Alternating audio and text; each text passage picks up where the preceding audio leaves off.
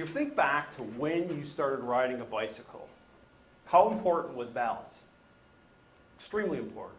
If you didn't have balance, you were going to fall. And the more balance you have, the more enjoyable your ride was. Now, if we look at only one part of the circle, and here's how this works.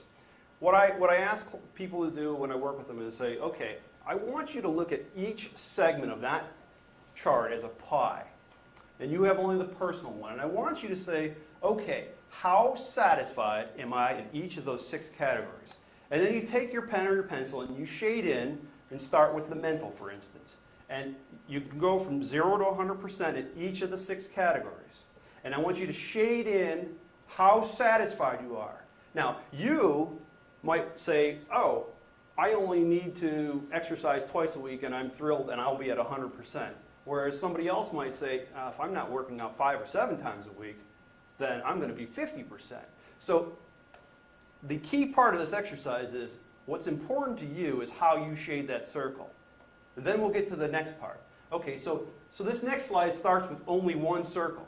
So imagine you shaded your personal circle, something like that, and everybody's going to have a different amount of shading.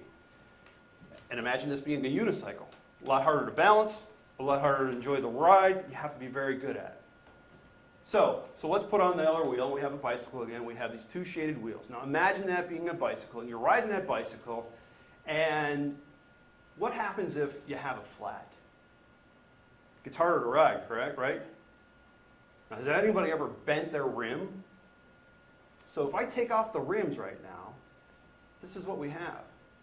How you shade that wheel, how satisfied you are in each of those areas of life is a great indicator of how much balance you have in your life.